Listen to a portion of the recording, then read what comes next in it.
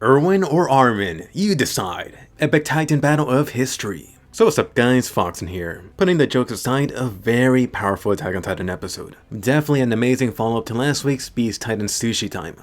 So go ahead and give a colossal thumbs up and subscribe. By the way, are you going to be going to Anime Expo? I'm thinking about holding up a smallish meetup, so post down below if you're going to be going. Anyway, let's get started. Attack on Titan Season 3 Episode 18, titled The Midnight Sun. So to start this off, no opening. That's when you knew an anime episode is going to be amazing. At the start, you can see the Colossal Titan remains, just looking like a mountain of Titan crap.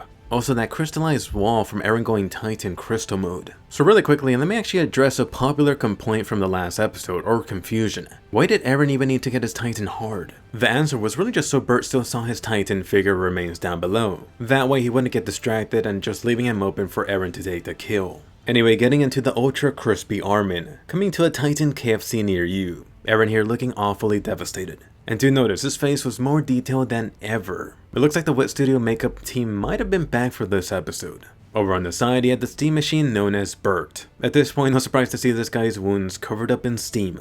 Eren here dropped something key regarding Armin's character, something that got hinted in the Armin flashback the previous episode. Ironically, I constantly see people online call Best Girl Armin a wimp. But here, Eren brings up how Armin has never been one to run away, whether that was involving bullies or the Colossal Titan cooking his ass.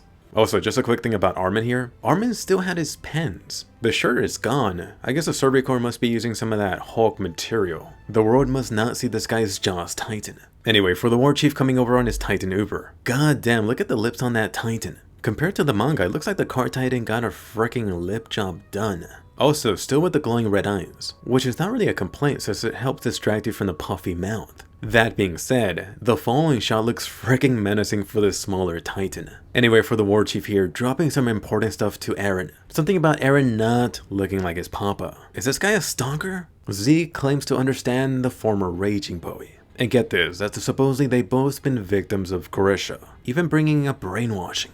They do go ahead and throw a quick glimpse of Grisha. Ever since Zeke appeared back at the end of Attack on Titan Season 2, a ton of anime people thought Zeke was actually Eren's papa, somehow. I don't know how being a Titan makes you younger and blonde. Attack on Titan Season 3 then confirmed Grisha's death via the mindless Titan Eren. So, what connection could the War Chief have to Eren's Titan papa? I think at this point you've been given enough clues to at least randomly guess parts of it. Keep in mind, I do have a full video covering the Beast Titan and Grisha connection plus their history. Definitely check that out after. But honestly, would Eren really buy what the monkey man is selling? Especially when he has a colossal prize right next to him, which is still at risk of being snatched away. Would Eren be that gullible, or even tired enough to be tricked? Too bad you had the Levi Ackerman just coming in to break their papa talk. Notice Levi here with those glowing white eyes. Looks like the Levi God mode was just about to run out of steam.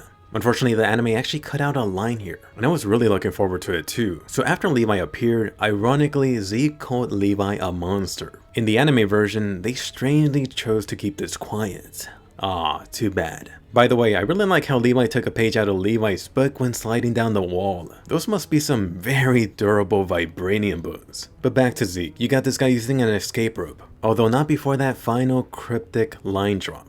Eren, I'm gonna save you one day. Let's just completely ignore the fact that the Beast Titan just made this cloud blood mist on the other side of the wall.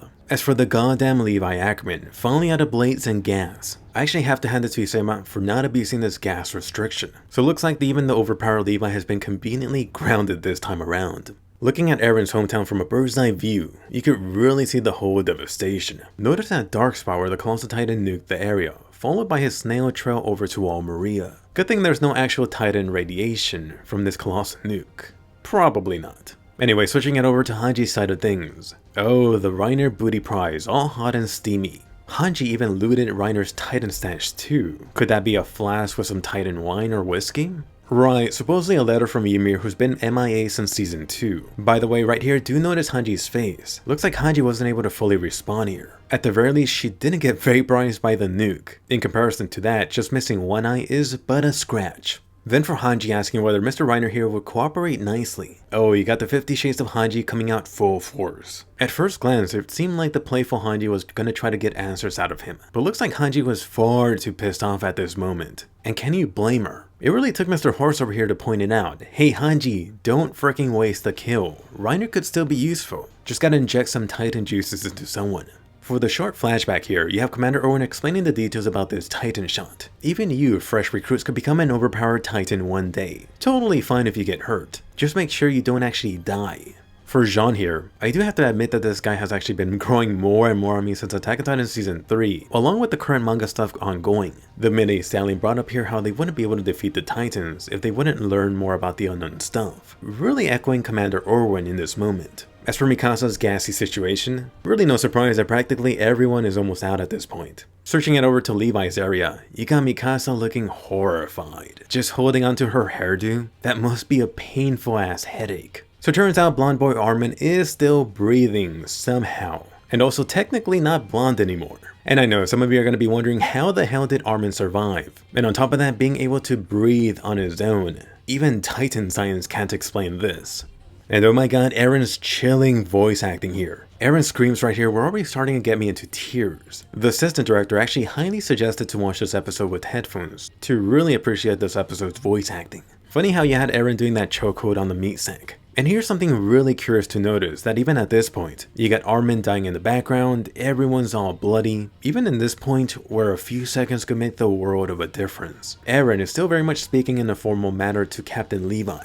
Oh, Levi trained him well. And let's not forget about Mikasa, huge credit to her too. Even while taking that massive trauma over here, she still managed to pull through by firing that red signal. Finish off the Squidward Reiner. Unfortunately, you do have another massive fail for the Survey Corps. You got the Cart Titan coming in, snatching another human chew toy.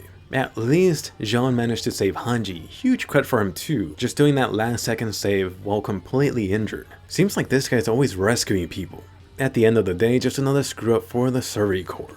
Next up, gotta love this shot, passing the Titan torch with that blinding bright light. But hold up a minute, there really should have been a record scratch sound with Flock coming up. Looks like the Survey Corps delivery service is right on point. Here's a very special commander package ready for Mr. Ackerman. Immediately, Levi must have been like, well, sorry Armin, Papa Commander takes priority. Better luck next time. Either way, for this whole situation, I do have to point out how convenient it is. The commander that was up in front leading the charge somehow managed to escape the shreddage, combined with Flock being able to deliver this guy seconds before Armin got injected. Convenient, although Isayama does know how to set up this drama. And man, the shots this episode, look at this. Eren was so close, yet so far, inches away from the damn box. Of course, Eren wasn't too happy about Levi wanting to shoot Erwin with the Titan juices. In this moment, Eren just had that look. I'm about to toss this short bastard off the roof. Even Mikasa was about to double team and backstab Levi from behind. Friends before Ackermans. Meanwhile, the war chief was over here on the wall top, just enjoying the drama. Reiner, you goddamn lucky bastard. It's just the plot armor Titan's ability. Alright, so let's get into it. What got teased or even spoiled in the previous Attack on Titan Uprising ending? Oh, Eren got to touch the box? That is a no-no, you freaking screwed up. Oh yes, you have Levi using a strong pimpan on Eren. Get the hell out of my way. Papa Erwin needs these Titan juices. Unfortunately, that's when he screwed up. Levi freaking triggered Mikasa into bodyguard mode. With Armin in barbecue mode, and Eren getting pimp slapped, Mikasa leaped on him like a freaking tiger. Mikasa rage mode activated. Although honestly, it really wasn't fun at all seeing these buddies almost try to kill each other. Especially after the horrible crap that just took place on both sides of the wall. As for Eren almost falling off the rooftop over here. You may not have caught it, but Levi's pimp slap actually knocked out a few of Eren's chompers. The anime then added this new close-up shot of Eren's mouth, where you could clearly see some of the white gems missing. If you recall, this is not the first time Levi has actually done this to this boy. So you got Eren listing off all of Armin's accomplishments for humanity, which honestly is quite the list. By comparison, Commander Erwin unfortunately has been on the flip side of this, instead being credited for the massive Survey Corps failures. Then Mikasa over here, funny how even she was asking nicely for the Titan shot, at least saying please with her words. Her actions really telling a different story. Getting into Flock's point of view of things, which is really letting Mikasa and Eren know about the blood mess that the Beast Titan created on the other side. At the start of this, it really seemed like Flock was praising Commander Erwin's efforts. Then the twist happened. This devil commander shouldn't die yet. He needs to continue living on this hell on earth. Humanity needs this devil gambler that is Erwin. Next up, a wild Hange appeared. She's really good at teleporting. And Flock was really just super lucky that Hange even showed up. Mikasa was about to slice up this red bastard. You really have to applaud Mikasa's voice actor's performance right here. Finally, you're getting the shot of Mikasa, who's almost always appeared emotionless. Just breaking down, crying over realizing that Armin's not going to be the one getting chosen. Wonderful moment for her character. Another side thing to notice was Mikasa, who always speaks formally, really dropped that when she was pleading for Armin's sake towards Hange. Despite that, Mikasa was still about to break Hange's wrist right here. It really took some effort for Mikasa to let it go. For Hange here, you gotta find out how exactly she even survived the nuke when she was so close up. Turns out Hange just jumped under a dumpster.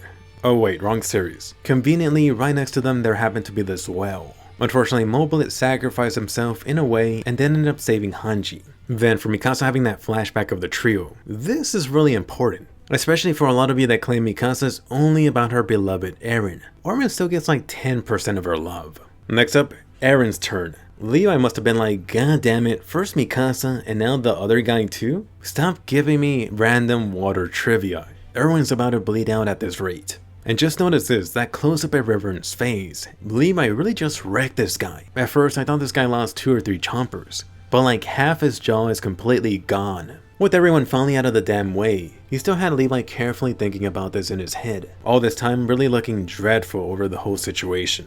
As for Erwin's true final moment, come on, Erwin's flashback here combined with Levi's thoughts, it really had me like Mikasa earlier, completely drenched. Oh, it must be raining today. Ultimately, you have Titan Armin going for the bite-sized snack. So quite a few things I have to bring up about this. First off, I've actually seen a good chunk of people feel bad for Bird here, especially with him screaming out for help to the others. Let me just say that I am not among those people, especially not after the whole Armin and Erwin situation which just took place seconds earlier. On top of that, unfortunately Bird has been one of the least developed warriors, combined with this guy having so much blood on his hands. For me, I could easily say sayonara to him here. Second thing, the mindless Armin Titan. Really great thing for these guys that the Armin Titan actually ate Bird correctly. Recall that you do have to eat a Titan shifter in a specific manner to actually gain their powers. Good thing Titan Armin didn't just splat Bird or even just swallowed the guy. Recall what happened to Eren in Attack on Titan Season 1, the Trost arc? Yeah, there's a ton of room for error here.